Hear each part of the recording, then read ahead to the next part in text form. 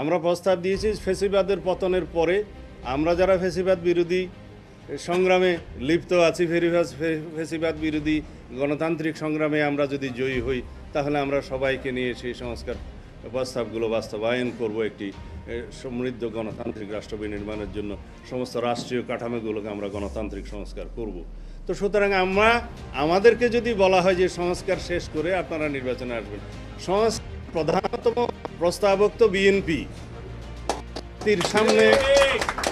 জাতির সামনে আমরাই সেটা প্রস্তাব আকারে দিয়ে অনেক আগে, এবং সেই সংস্কার প্রস্তাবগুলোর সাথে বর্তমান যে সংস্কার কমিশনগুলোর রিপোর্ট আছে তার মধ্যে হয়তো কিছু এদিক ওদিক থাকতে পারে, কিছু মিল আছে, কিছু অমিল আছে।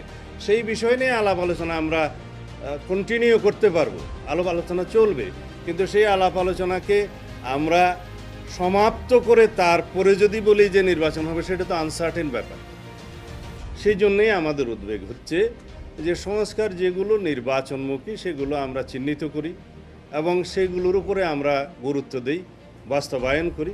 যে সমস্ত সংস্কার প্রস্তাবগুলো নির্বাচনের জন্য আমাদের আগে বাস্তবায়ন করা দরকার, সেটার ভিতরে একটা জাতীয় ঐক্যমত সৃষ্টি হোক এবং সেগুলো আমরা বাস্তবায়ন করি, এবং আমরা একই সাথে নির্বাচনের প্রস্তুতি সহ নির্বাচনের রোডম্যাপ আমরা প্রদান করি, এবং তার প্রেক্ষিতে জাতি আশ্বস্ত হোক, জাতির মধ্যে একটা অস্থির ভাব আছে সেটা চলে যাক, এবং অর্থনীতির অস্থিরতা চলে যাক, অর্থনীতির সমস্ত সরবরাহ ব্যবস্থা যেন নিশ্চিত হয়।